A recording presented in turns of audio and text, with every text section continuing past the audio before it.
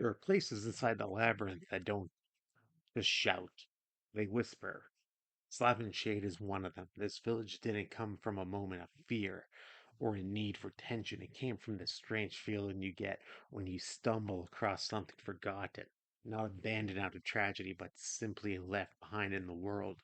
I wanted to build a corner of the labyrinth that felt suspended behind life and memory, a place where candles flicker without hands to light them, and where every shadow carries the weight of centuries. When I began shaping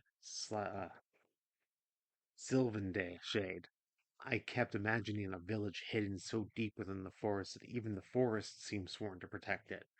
Trees arching overhead like guardians, greenery so thick it swallowed sound and light itself, place nature embraced long after the people who lived there had vanished. The houses, the wells, the worn stone paths that aren't ruins of despair but relics of a life quietly lived.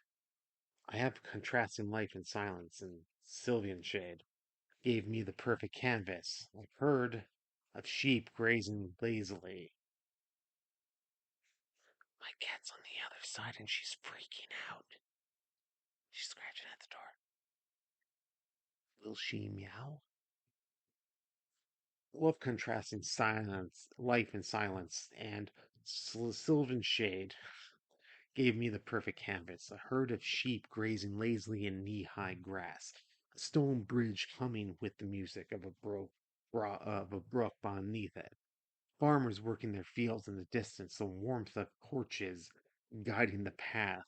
Small, gentle scenes surrounded by a world that keeps feeling like it's slipping out of time, and yet, for all its gentleness, Sylvanshade still carries that signature unease, that question every player feels but never says aloud.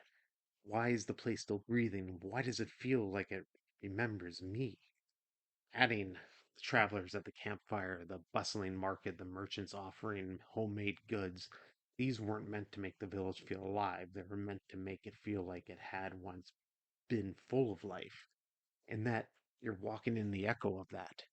But as you explore deeper, the tone shifts, the laughter of unseen children drifting on the wind, cold breezes carrying memories that don't belong to you, signs warning you without telling you why, barns sealed shut to keep something in, or perhaps to keep something out, structures that crumble as though exhausted from the burden of remembering too much.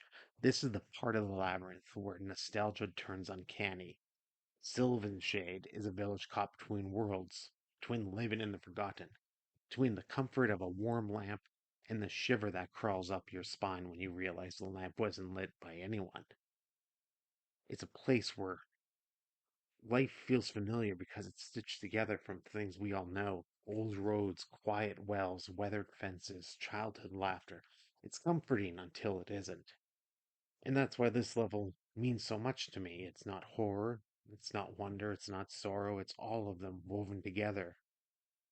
This village is a mirror of what the labyrinth really is, a mosaic of memories, half remembered stories, and the ghosts of emotions we don't always have names for.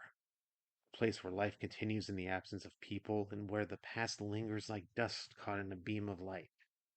Sylvandale, Sylvan Shade. Jeez, I'm bad at this. Isn't a village you conquer. It's a place you wander through, quietly, almost reverently, because some parts of the world deserve to be remembered, even if no one tells their story anymore. And in the end, that's what the labyrinth is for me.